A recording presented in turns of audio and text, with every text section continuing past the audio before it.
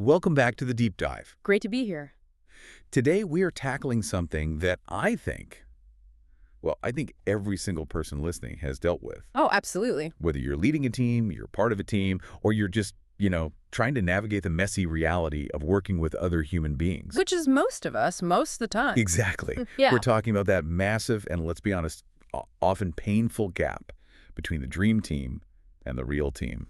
That's a pretty wide gap for most of us, isn't it? And it's a gap that's just filled with a lot of misunderstanding. It's a chasm. I mean, we all have this vision in our heads, right? The dream team. Mm-hmm. You know the one. You close your eyes, you can picture it. Everyone is high functioning. The code is shipping on time every single time. The marketing copy is brilliant and witty. Yes. Everyone is motivated. They're drinking their green juice. They're smiling on the Zoom calls. And when they disagree, it's this beautiful, productive, intellectual sparring match. Right, where everyone leaves the room feeling smarter, not bruised. Exactly. It's what organizational psychologists call the performing stage of group development. That's the goal. That is the holy grail. That is where everyone wants to be. It's like a state of flow, but for an entire group of people. Yes. But then reality hits. Always does. You look around your Monday morning stand-up and, maybe there's friction. People are clashing over these tiny minor details. That's the storming stage. Or maybe everyone's just new. They're still kind of operating independently in their own little silos, and they haven't really clicked yet. Which is the forming stage. Mm-hmm. And I think for a lot of us, especially if we step into a management role or even just a senior role on a team, we hit this wall. We just think, why isn't this working? Why is this so hard? And that wall is usually built out of our own assumptions. 100%. We assume that because we're well-intentioned and because we hired really smart people, that the magic should just happen. Yeah. Oh, absolutely. I'll be the first to admit, this deep dive hit me hard because I am so guilty of this. Yeah. The source material we're looking at today, it's all about resilient management and really meeting your team where they are. It calls out this specific trap. The manager's trap. A manager's trap. And it's not just for managers. It's for anyone who has to work with people. Mm-hmm. And it's this core assumption that everyone behaves like you and has the same needs as you. It is the most common mistake new leaders make, but honestly, even veterans do it all the time. You project your own operating manual onto everybody else. You do. You think, well, this motivates me, so it must motivate them, or this doesn't bother me, so why should it bother them? I do this constantly. I assume, hey, I'm excited about this chaotic new project, so you must be excited. Or my personal favorite, I love a big public shout out, so you must love it too. A classic mistake. And the source material shares this anecdote that was it was so painful. It made me cringe because I could see myself doing it. The author talks about becoming a manager and deciding to announce a staff engineer's promotion at a company all-hands meeting. Which sounds like a good thing, right? On paper, that's a celebration. On paper, it's perfect. Mm-hmm. Big applause, spotlight, the whole company is cheering. Ideally, that's this huge moment of triumph for the engineer. But the engineer hid. It's literally hid. Yes. Instead of feeling celebrated, they felt completely exposed. They wanted the floor to just open up and swallow them whole. Whoa. And there's another story in there about an engineer who gave the manager the silent treatment after a really frustrating project. And the manager's just sitting there thinking, why are you behaving this way? This is so strange. You're being unprofessional. But to that engineer, it wasn't strange at all. It was a defense mechanism. It was a reaction. And that is really the mission of what we're unpacking today. Exactly. We have to move past those assumptions. We need to stop guessing why people do what they do and actually start to look at the biology of the team. The biology, I love that phrasing. Yeah. Because we are not just talking about personality quirks here. No. We aren't talking about Myers-Briggs or horoscopes or just vibes. We are talking about brain science. We are. The source material we're diving into, it leans very heavily on the work of Paloma Medina, who applies brain science directly to workplace dynamics. And if you want to understand why your dream team is acting more like a storming team, you have to understand the two key players inside the human brain.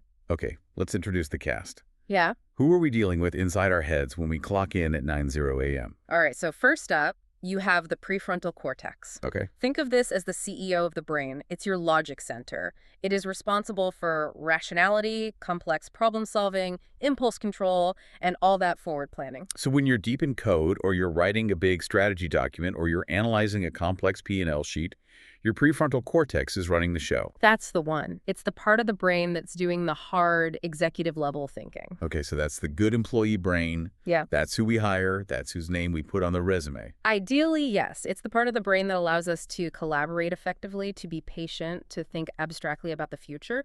But it's also really energy expensive, and it's relatively fragile. Why fragile? Because sitting right next to it, metaphorically speaking, is the amygdala. The drama queen. Well, let's call it the threat scanner, or maybe the overzealous security guard. Okay, I like that. The amygdala is this ancient, primal part of the brain. Its only job is to constantly scan the environment for two things: safety or rewards. It's always asking, is this safe? Is that a threat? Can I eat that? Will that eat me? And it never sleeps. Never. It's always on. And this is where the famous bear analogy comes in, which the source material uses a lot. It's the classic evolutionary psychology example.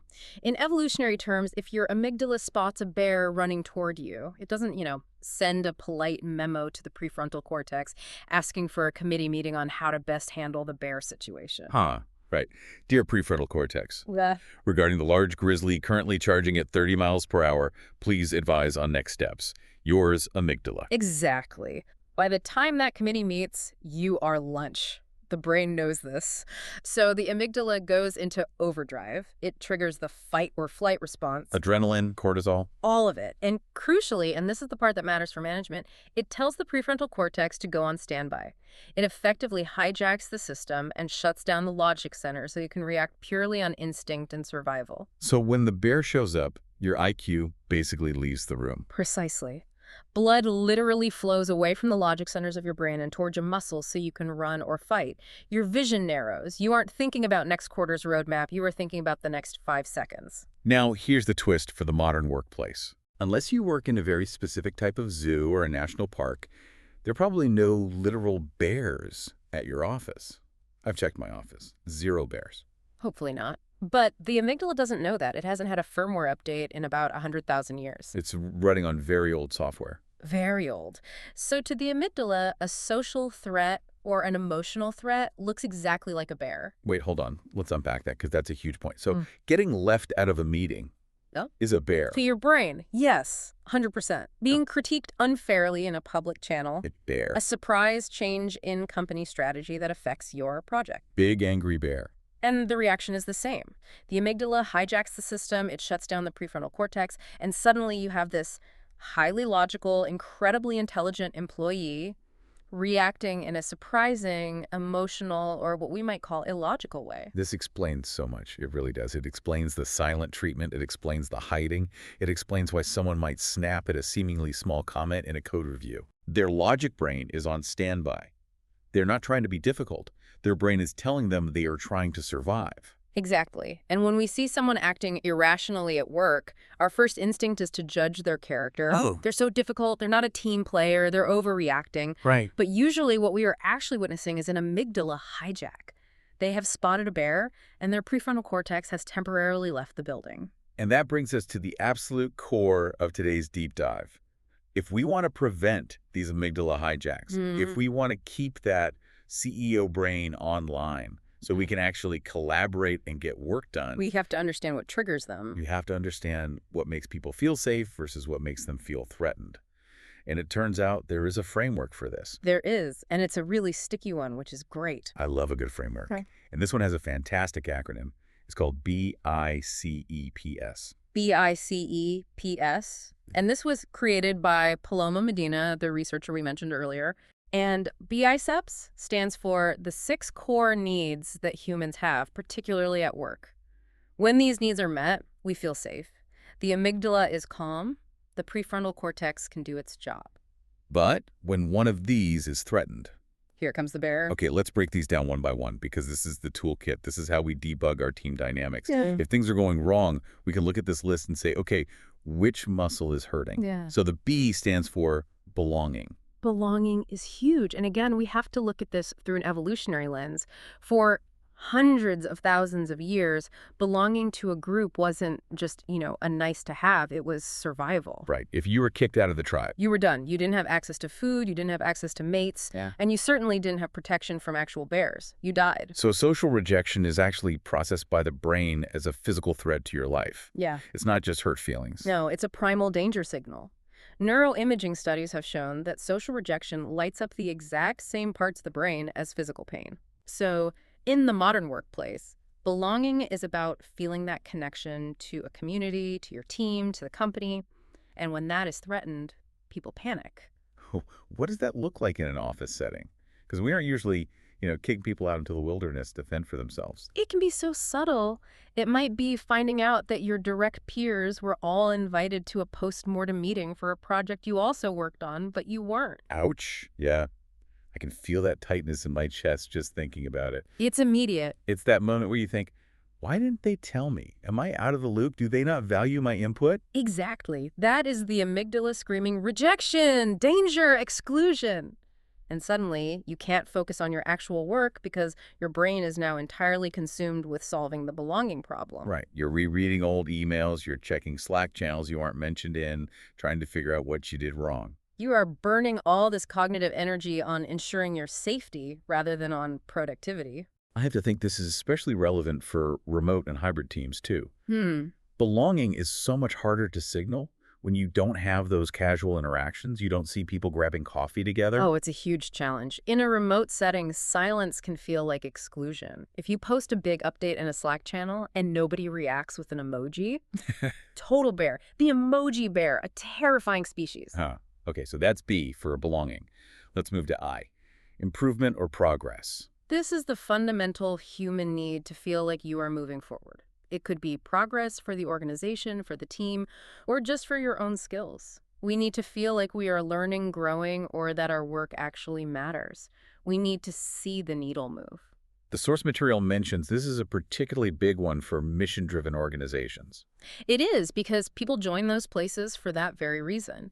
If you work at a nonprofit or a tech company with a strong mission, say, we are going to cure this disease or we are going to revolutionize transportation, you are personally invested in that progress. Right, it's not just a paycheck. Exactly. So if you feel like the work you're doing day to day isn't actually affecting the greater good, if you're stuck in meetings and bureaucracy, that creates a deep, profound frustration. It threatens your sense of improvement.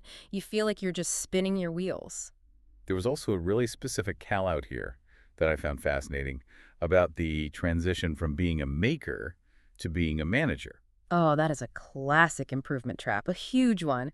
When you are a maker, an individual contributor, you're writing code, designing slides, writing copy, you have a very clear, tangible internal barometer for progress. You can point to something at the end of the day. I built this thing today. I closed these 3 tickets. Exactly. You get that little dopamine hit of completion, tangible output. But when you become a manager, that disappears. Your day is suddenly filled with meetings, unblocking other people, planning, resolving conflicts. You might get to the end of an 8 or 10-hour day and feel like you did nothing. And your sense of progress just takes a massive hit because you haven't recalibrated what improvement looks like in this new role. That is such a real struggle. You feel like you're stagnating, even though you're working harder than ever. You end the day completely exhausted but totally unfulfilled because that improvement muscle wasn't flexed in the way you're used to. And if you don't realize that's what's happening, you might start doing counterproductive things. You might start micromanaging your team just to feel like you did something concrete. Or you start coding again on the side, even when you should be leading, just to get that dopamine hit of a tangible win. Precisely. Which brings us nicely to the next letter, C. Choice. Autonomy. Choice is about autonomy. It is the power to make decisions about your own life and your own work. But this one is tricky because it is a balancing act. It's a Goldilocks metric. Right. It's not just give everyone total freedom and then walk away. That doesn't work. No. Too many choices can be overwhelming. It can feel aimless. This is the tyranny of the blank page. If I tell you, go solve this massive ambiguous problem, use any tool you want, take any amount of time, you might just freeze. Analysis paralysis. Exactly. That's too much choice. But the more common workplace complaint is the opposite. It's scenario A in the source material. Too little choice. Let's paint the picture. Okay, so imagine you are doing your job, you're in a good flow. Then a new VP joins, and starts interacting with your team. They don't have the context, they don't know the history, but they start dictating everything. Use this software, plan your sprints this way, change the roadmap, move that button 2 pixels to the left. I hate that. I hate that so much. It is instant demotivation. It feels like I'm being treated like a child, not a professional. Because your autonomy has been completely stripped away. You are just a cog in a machine now, an extension of their will. That is a massive threat to the brain. When we lose our sense of agency, we check out. We stop proactively solving problems and we start just passively following orders. But then there's the other side of it, scenario B. Too much choice. This is where that same VP comes in and says to you, a team lead, you decide everything, the entire strategy, how we work, what we build. It's all on you. Don't ask me for a steer. And if you're new in that role, or you're uncertain, or the stakes are just really, really high, that is terrifying. It is paralyzing.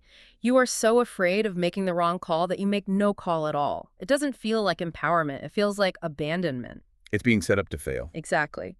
So the manager's job is to dial in that choice knob to the right level for each person on the team. A junior engineer needs and wants a different set of choices than a principal architect does. That makes perfect sense. Okay, moving on to E. Equality or fairness? This one is primal, and I mean really primal. You can see this in other primates. There's a famous study with capuchin monkeys. Is this the cucumber and grape one? I love this study. Yes, it's so good. So you have 2 monkeys side by side in cages. They both do a simple task, and they both get a piece of cucumber as a reward. They are perfectly happy. Cucumbers are fine. An acceptable payment for services rendered. Exactly. Then they do the task again. One monkey gets another cucumber. The other monkey gets a grape. And grapes are like the high-value currency in the capuchin monkey world. They're the corner office. Totally. The monkey with the cucumber looks at the grape, looks back at his cucumber, and he literally throws the cucumber back at the researcher. He starts shaking the bars of the cage. Yeah. He is furious. Because it's not about the food anymore. It's about the fairness. Precisely. It boils down to a sense of equal access. Equal access to resources, to information, to support, to opportunity. If there is a perception of unfairness, it is toxic. It will poison a team. The source material uses some pretty strong language here. It says teams can be ripped apart by this. It's not an exaggeration. The text mentions that organizational psychologists have seen entire companies destroyed and their usership decline solely based on the perception of a lack of fairness. Humans will literally revolt if this core need is violated. It wakes up this inner lawyer that starts litigating every single interaction. Yes. Why did they get the bigger budget and we didn't? Why do they get to know the strategy and I don't? Why does that team get free lunch on Wednesdays and we don't? It breeds resentment faster than anything else. And you made a key point earlier, the word perception. It doesn't even have to be actually unfair. If it feels unfair, the amygdala reacts the exact same way. That's the key. And transparency is usually the cure here. If a manager can explain why the resources are split that way, why that team has more budget for their project, the amygdala calms down. It can process the logic, but silence breeds fairness bears. I'm writing that down. Silence breeds fairness bears. Okay, let's move to P. Predictability. This is another one of those balancing acts. Predictability is about the balance between consistency and surprise. Our brains are fundamentally prediction machines. We are constantly trying to guess what happens next so we can prepare ourselves and conserve energy. Because if everything is a surprise all the time, it's just chaos. Total chaos. Change is exhausting. Our brains burn a lot of energy processing change and new information. So if the company brand strategy shifts every week, or the performance review cycle keeps getting moved, or the career ladders get rewritten every single quarter. You can't settle. You can't focus. You're always looking over your shoulder for the next big change. Exactly. You are constantly bracing for impact. It creates this incredibly high cognitive load. You're spending 50% of your mental energy just trying to figure out how to work here, which leaves only 50% for the actual work you are hired to do. But on the flip side, zero surprise is just mind-numbingly boring.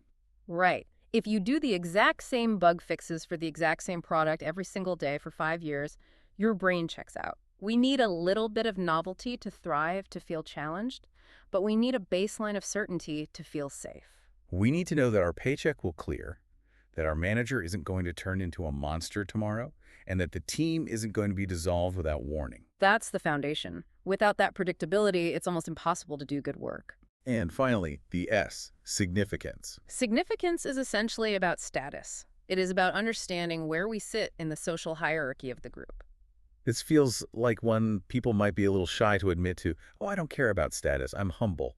But we do, don't we? We absolutely do. It is wired into us. It's about title, sure, that's part of it. But it's also about recognition. It's about being invited to the important decision-making meetings. It's about feeling like you matter to the tribe.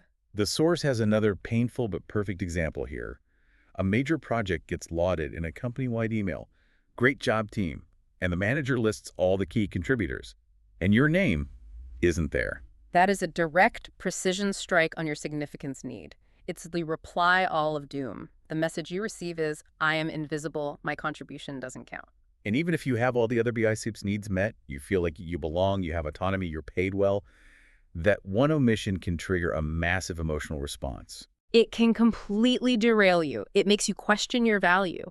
If they didn't list my name, do they even know what I did? Am I easily replaceable? And once you feel replaceable, you start looking for the exit, or you just Right. check out. Exactly. So that is the BICEPS framework. Belonging, improvement, choice, equality, predictability, and significance. And the really big takeaway here is that we all have all of these needs, but we all weight them differently. What's a 10 out of 10 importance for me might be a 3 for you. Correct. And that is where all the trouble starts. Because as a manager or even just as a teammate, you might look at a situation and think, this is no big deal. But to someone else, it is a 5-alarm fire. It's a catastrophe. To illustrate this, we are going to look at a case study from the source material. It is the perfect example of how something seemingly boring and logistical can be an absolute emotional minefield. The desk move. The desk move. This is such a classic corporate trope, right? To a logical manager, this is just logistics, it's furniture. We are moving Team A to floor 4 because we need space for Team B on floor 3. Grab your monitor and your keyboard, let's go. It seems purely functional. It's just playing Tetris with people. But the author notes that in their entire career, they have seen bigger, more intense displays of human emotion around desk moves than they have around hiring or even firing. That is wild. More than firing, and that seems so disproportionate. It sounds completely absurd until you apply the BICEPS framework. Because a simple desk move has the potential to threaten all 6 core needs at the exact same time. It's a perfect storm of social threats. Okay, let's prove it. Let's walk through the desk, move through the BICEPS lens. So you're the manager. You tell me I have to move my desk. Let's start with belonging. How is that threatened? Okay, easy. My first thought is, I used to sit right next to the rest of the engineering team. We had our inside jokes. We went to lunch together every day. Now you are moving me to the other side of the floor with the sales team. Am I being kicked out of the engineering tribe? Are they going to have conversations and inside jokes I can't hear? Am I being left behind? Boom. Belonging is immediately threatened. Yeah. Okay, what about improvement? How can moving a desk affect my sense of progress? Why are we even doing this? This is going to take hours away from my actual work. I have to pack up all my stuff, unplug everything, set it all up again. Does this move fit into some broader logical plan for the company? Or is this just management shuffling deck chairs on the Titanic? Is this a complete distraction from my real progress? Okay, yeah, that makes sense. It feels like pointless busy work. Now, choice. This one seems pretty obvious. The most obvious one. I wasn't asked. You told me to move. I have no control over my physical environment. And you have to remember, especially as companies scale, you lose more and more autonomy. You lose your choice of tools, your choice of projects. Your desk is one of the last little patches of turf that you feel you own. Taking that choice away is a massive trigger. Okay, equality.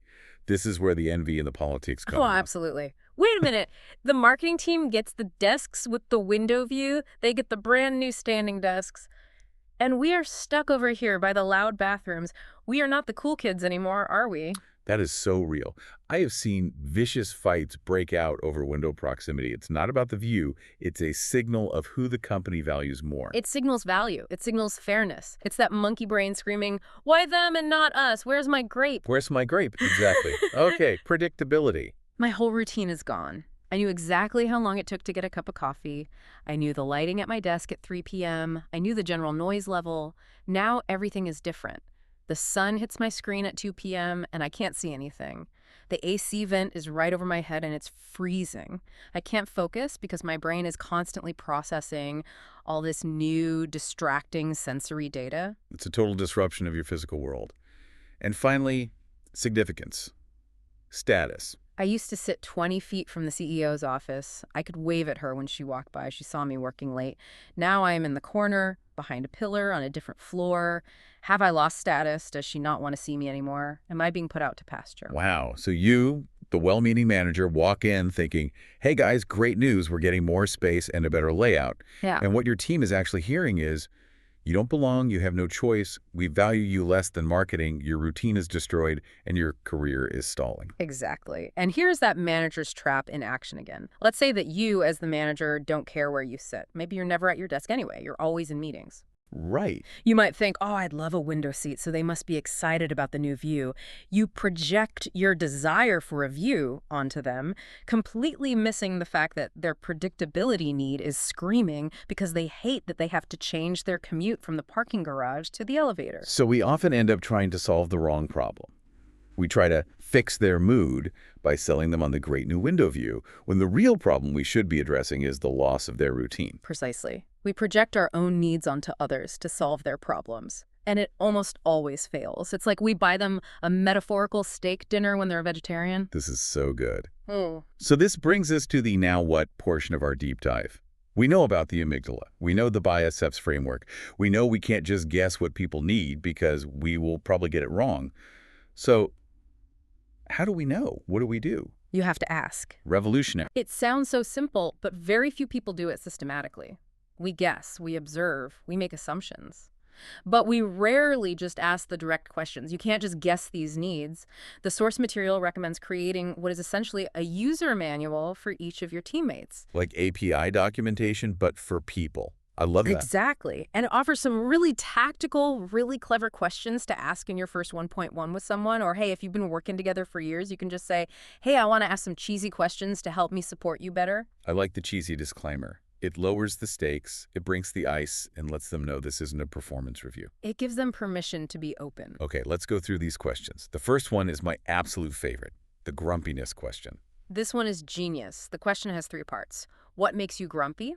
How will I know? And how can I help? Why use the word grumpy? Why not stressed or angry? Because words matter so much. Grumpy is funny, it's light, it disarms people. It reminds you of the 7 Dwarfs or a cartoon character. If I ask you, what makes you enraged at work? You might clam up. That feels really serious. That feels like an HR issue in the making. But grumpy? You'll probably laugh and tell me, oh, if I haven't had my coffee by 9 a.m., or if people are consistently late to meetings. Or if I feel like I'm being micromanaged. Right. And knowing that is pure gold for a manager. If you know that lack of caffeine makes someone grumpy, you don't schedule a critical 8:00 a.m. strategy session with them without bringing them a latte. If you know micromanagement triggers them, you give them space and check in differently. It helps you design a better environment for them. It also gives you a shared language. You can then say, hey, you seem a little grumpy this morning. Do you need a coffee? Instead of the much more accusatory, why are you being so difficult today? Exactly. It de-escalates the bear before it even gets going. Okay, the second area to ask about is feedback and recognition. And this ties back perfectly to that banana bread story. Yes. The author of one of the sources recounts an employee who absolutely hated public praise. It made him want to crawl under a rock. Some people have a high significance need. They want their work to be valued, but a very low desire for the public spotlight. It's a contradiction, but it makes sense. So what did the manager do? They asked. They just simply asked, how do you like to be recognized for great work? And they found out he preferred private recognition. So to celebrate a big win, the manager wrote a thoughtful, handwritten note, baked him a loaf of banana bread, which was his favorite, and gave it to him privately in a 1.1. And he loved it. He loved it. He felt deeply seen and appreciated. He even shared the bread with the rest of the team, but it was on his terms. That is the power of asking these specific questions. Do you prefer feedback in Slack, in email, or in person? Do you want recognition publicly in a team meeting or privately? Do you want it immediately as it happens or saved for our weekly sync? It saves you from that incredibly awkward staff engineer hiding at the all-hands moment. It prevents you from giving a gift that actually feels like a punishment to the recipient. It creates safety. It tells their amygdala, I am seen, I am understood, and I am safe here. Okay, the third question set is about goals and support. It's the question, what do you need from me and from your teammates to do your best work? And this goes beyond just the logistical stuff like unblock my ticket or approve my expense report. It's about their intellectual and collaborative style. For example, some people need a devil's advocate. They need someone to push back on their ideas and poke holes in them to make them stronger.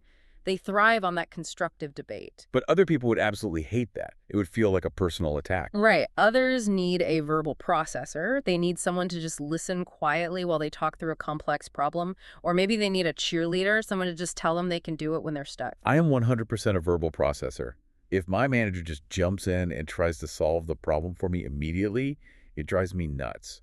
I need to talk it out first. I need to hear myself say the dumb ideas out loud to get to the good ones. Exactly. And if your manager doesn't know that about you, they will try to be helpful by being the fixer, and you will feel unheard and frustrated, and they will feel confused about why their help wasn't appreciated. It's a total mismatch. Asking this question aligns your support style with their actual needs. Okay, so there is one final tool the source mentions. It's a bit more complex, and it's called the wordy question. This one is specifically for measuring and supporting growth. We talked about how improvement is a core BICIPS need, but how do you actually measure growth? Such a vague concept. Am I growing? Is a really hard question for an employee to answer. So Paloma Medina, the researcher, gives a formula for growth, a recipe. She does. She says that human learning and growth requires the right amount of 4 specific ingredients: new challenges plus low ego plus space to reflect plus timely feedback. That's a great list. It is. So the question you ask your teammate is, looking at these 4 things, how are they going for you right now? Do you feel like you need more or less of any of them? It's a fantastic diagnostic tool. Maybe they have plenty of new challenges, but they have absolutely no space to reflect on them. Which is the classic recipe for burnout.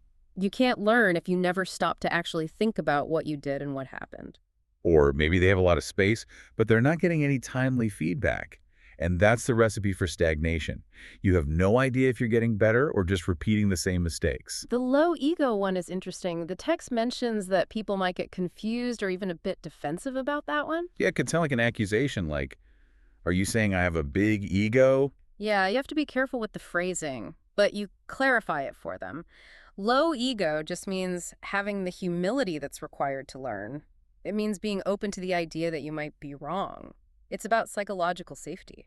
So the question is really, do you feel safe enough to admit mistakes here? Do you feel safe enough to learn in public? Exactly. If you're in a high defensiveness mode because you're scared of being blamed or looking stupid, you cannot grow. Your amygdala is too busy protecting you. So asking about it unlocks that conversation. And how often should we be asking this wordy question? The source suggests roughly once a quarter. It's not a weekly thing. It's a check-in on the soil conditions for their long-term growth. If the soil is bad, the plant won't grow no matter how much you water it. I love that. So to bring it all together, we have the BICIPS framework to help us identify the core human needs at play. We have the user manual questions to get the specific data for each person on our team. And we have the wordy question to track their growth over time. It is a complete system for moving from guessing and assuming to actually knowing. And that really brings us back to the very start. The mission here isn't to be a perfect manager or a perfect teammate who never messes up. We're not trying to be robots. No, the text explicitly says you are optimizing for balance, not perfection. You are just trying to build the self-awareness to understand that other brains do not work like your brain. We are just trying to keep the bears at bay. Exactly. We are trying to create an environment where the amygdala stays calm and quiet so the prefrontal cortex can do the brilliant, creative, complex work it was hired to do. When the bears are gone, the storming stops and the performing can finally begin. So as we wrap up this deep dive, let's do a quick recap of the big ideas. Sure. First, it's all about the brain. The prefrontal cortex, your logic center, gets hijacked by the amygdala, your threat scanner, whenever it spots a social bear. So if someone is acting crazy or illogical at work, your first question shouldn't be what's wrong with them. It should be, what bear did they just see? Second, those triggers, those bears, are almost always threats to our 6 core needs, which we can remember with the acronym BICPs. That's belonging, improvement, choice, equality, predictability, and significance. Memorize that. Put it on a Post-it note. Third, the manager's trap. We assume everyone has the same triggers and needs as us. We project our own worldview onto them. We buy them steak when they really want a salad. And fourth, the solution. Stop guessing. Start asking. Ask the cheesy questions. Mm. Build the user manual. Understand the unique biology of your team. It's about being a detective, not a psychic. Exactly. And I want to leave you, our listener, with a final thought, something to mull over from the source material that really stuck with me. We've established that we often project our own needs onto others. But it goes a step further. We often project our own needs onto others to solve their problems. Right. We try to fix their feelings with our solutions. Yes. So here is the challenge for you. The next time you see a teammate who is grumpy or quiet or just acting weird, and your instinct is to jump in and fix it, pause just for a second and ask yourself this question. Are you trying to fix the threat that they are actually feeling? Or are you trying to fix a threat that you would feel if you were in their shoes? That is the million-dollar question. The difference between good intentions and real support. Go ask the cheesy questions, everyone. It might just save your team from the bears. Thanks for diving in with us. Next time.